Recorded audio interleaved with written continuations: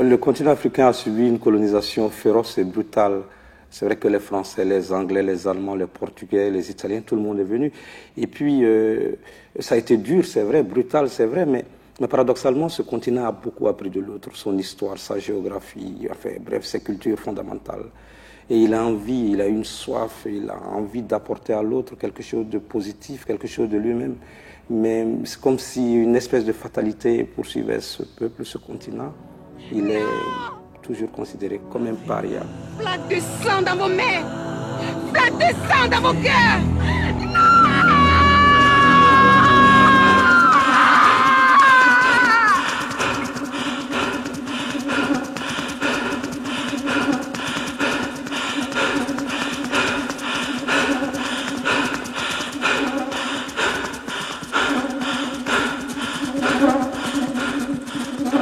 Pour les autres formes d'art, c'est encore plus simple, la peinture, la sculpture, la musique.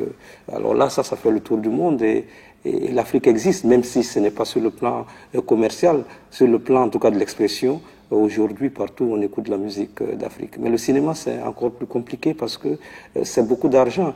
Et on est dans des logiques de production qui nous échappent complètement.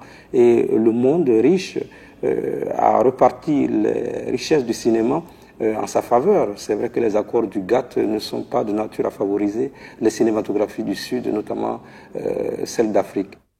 Le problème de la langue ne doit pas être un problème fondamental pour les cinéastes d'Afrique, parce qu'il y a, c'est vrai, d'une part la langue française, de l'autre part la langue anglaise, et que nous sommes pris en étau entre deux modes de fonctionnement qui se font la concurrence au niveau du monde et que nous, on n'a rien à voir dans ça. Ce qu'on a envie de dire, de faire, c'est des films. Et à partir de ce moment, ça veut dire qu'il faut élargir le champ des marchés africains et que c'est vrai que des pays anglophones comme le Nigeria, 100 millions d'habitants, l'Afrique du Sud, 60 millions d'habitants, sont autant de pays qui peuvent être des marchés potentiels pour les cinématographies d'Afrique. Et à partir de ce moment, peut-être que nous constituerons une force économique que le monde respectera. Africa.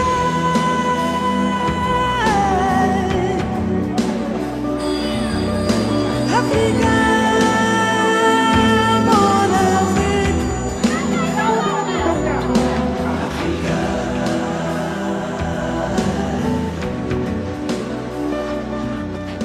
Le rythme où on va avec des films qui coûtent de plus en plus cher même que des budgets nationaux en Afrique, et qui sont de plus en plus loin de l'homme, nous ne pourrons pas suivre le rythme. Peut-être qu'il faut un moment s'arrêter, regarder en face de nous et dire le monde ne change pas aussi vite qu'on l'imagine et que la guerre des étoiles, c'est pas pour demain et qu'il y a le chômage, il y a la faim, il y a la famine, il y a la maladie, il y a l'éducation et que c'est autant de choses et de problèmes autour de nous qui nous concernent et qui concernent nos populations. Le cinéma mondial va trop vite, beaucoup trop vite pour beaucoup de gens, l'Afrique et l'Europe, parce qu'il y a des gens aussi ici qui triment, qui ont envie de faire des choses, mais qui ne sont pas dans la même logique de production. Peut-être qu'en se donnant la main, un autre type de cinéma est possible.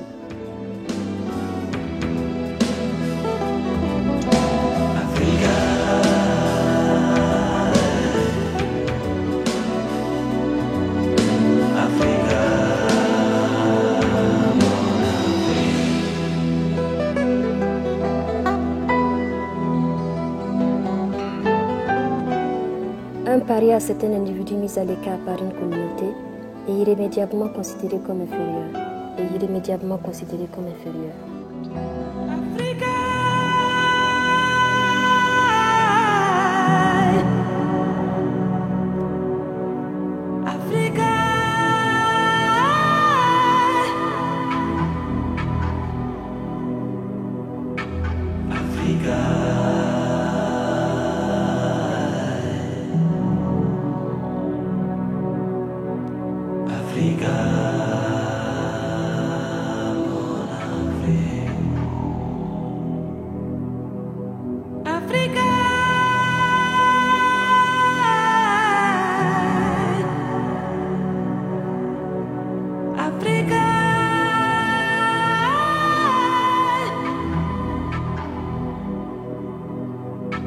Africa.